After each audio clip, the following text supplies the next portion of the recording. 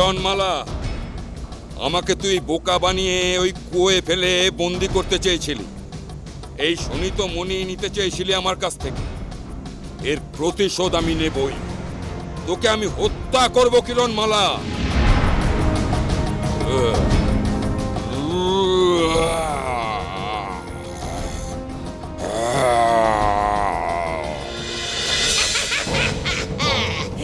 একবার যখন এই গুপ্ত গুহার সন্ধান আমি পেয়েছি, শোনিতমণি আমি উদ্ধার করবই। শুনে না হুঙ্কার, তুই যদি আমাকে শোনিতমণি না দিস, তোকে আমি মেরেই ফেলবো।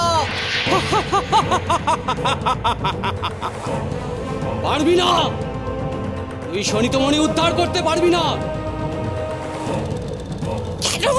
হুঙ্কারকে পরাস্ত করতে পারে একমাত্র আসল পশুরাজ শুভ সিংহ। তোর আগেই কিরণমালা তার কাছে পৌঁছে গেছে।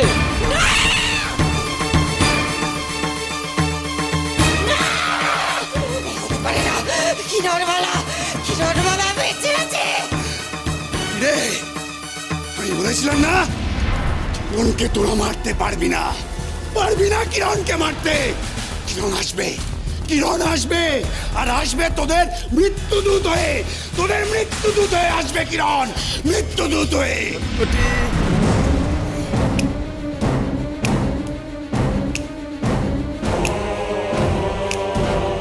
আমার শর্ত এখন পাল্টে গেছে। অমৃতনগরীর সিংহাসন আর কিরণমালা দুটোই আমার চাই। শয়তানের বাসা একটা।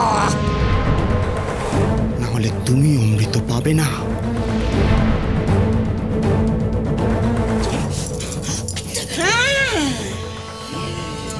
তাই তো, তাই তো হবে, তাই তো হবে। কিরণমালাকে তো তোর হাতে আমি তুলে দেব। আগে ভাব, কিরণমালার হাত থেকে কিভাবে শোনিতমণি পাবি। না হলে অমৃত লাভ করেও অমরত্ব লাভ হবে না। পারবি না, তোরা কেউ পারবি না কিরণের সাথে, কেউ না। কিরণ, কিরণ শোনিতমণি উদ্ধার করবে, ওই পারবে একমাত্র শোনিতমণি উদ্ধার করতে। তোরা কেউ পারবি না, কেউ পারবি না। চাপ! শয়তানেরা! দেখা, দেখা আমাকে এখনই কিরণমালা কোথায়, কোথায় সেই আসল পশুরাজের গুপ্ত গুহা দেখা।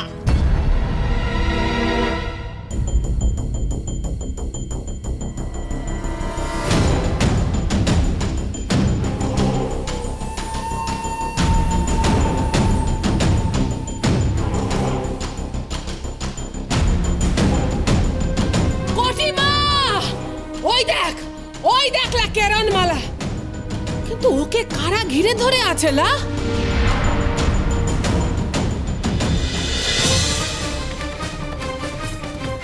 না, আমি তোমাদের কাছে সাহায্য প্রার্থী। আমি সোনার কাঠির উপর কাঠির সন্ধানে এসেছি। পশুরাজের ঘুম ভাঙিয়ে হুঙ্কারকে আমি পরাস্ত করতে চাই।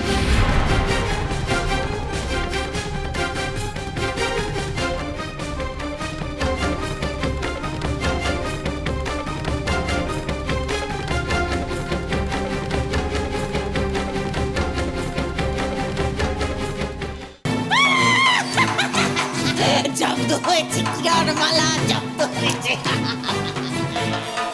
কটিমা, ওরা আবার তীরগুলো নামিয়ে নিল কেন লা? তীর নামিয়েছে ঠিকই, কিরণমালাকে এখনো ঘিরে রেখেছে। না না, আমি লক্ষ্য করেছি, ঠিক যখন কিরণমালা সোনার কাঠির উপর কাঠির কথা ওদের বলেছে, তারপর থেকে ওরা কেমন থমকে গেছে। কিরণমালার নতুন কোনো চাল নয় তো। যত তাড়াতাড়ি সম্ভব শোনিতমণি আমাকে উদ্ধার করতে হবে, আর তাহলে এই অমৃত, অমরত্ব, আমার রূপ, যৌবন, শক্তি আমি সব ফিরে পাবো, সব। আর আমি কিরণমালাকে পাবো। ঠিক ঠিক ঠিক। কিরণ তোদের মৃত্যু উপহার দেবে।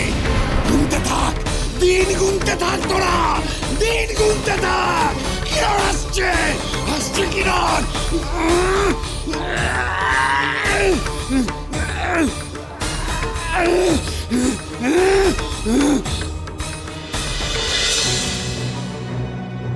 এরা কি আমার কথা তবে শুনে বিশ্বাস করছে না, নাকি আমার ভাষা বুঝতে পারছে না? আমাকে যে করে হোক এদের হাত থেকে বাঁচতেই হবে। তোমরা বিশ্বাস করো, আমি তোমাদের শত্রু নই, আমি তোমাদের বন্ধু।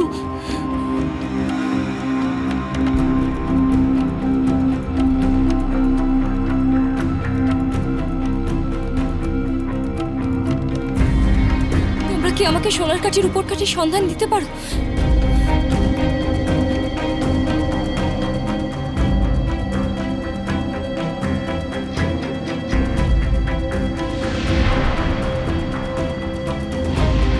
আজকে এগিয়ে মারতে পারানো হবে। বুড়ো দাদা, বুড়ো দাদা, বুড়ো দাদা।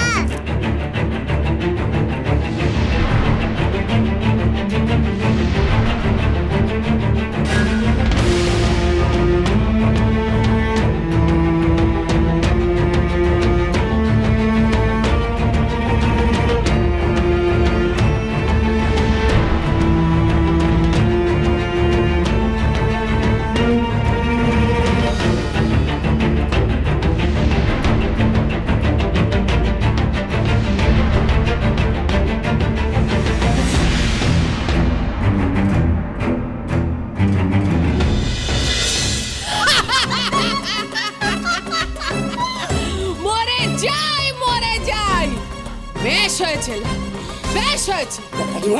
এই জঙ্গলিরাও কি রাক্ষসদের মতো মনুষ্যের চা খায়? তাহলে ওরাই তো কিরণমালাকে শেষ করে দেবে। তাহলে বেশ হয়। না, আমার কিরণের কিচ্ছু হবে না। বিধাতা এত নিষ্ঠুর নয়, সে কিরণের কোনো ক্ষতি হতে দেবে না। শোন রাক্ষসীর দল, আমার কিরণ আসবে, আর আসবে তোদের মৃত্যুদূত হয়ে, মৃত্যুদূত। দেখছে ওরা কেরণমালাকে বেঁধে রেখেছে, তীর উঁচিয়ে আছে, তবু এই রাজার প্রাণে আশা দেখলো। কিরণমালা এবার শেষ হবেই।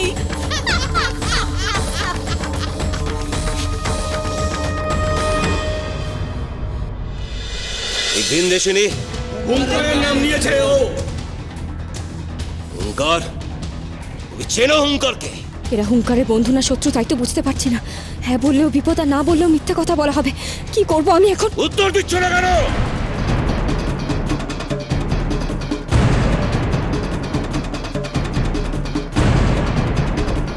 হুঙ্কারের কথা বলে আমি কি নিজের বিপদ থেকে আনলাম? বন্দি করো এই ভিনদেশিনীকে।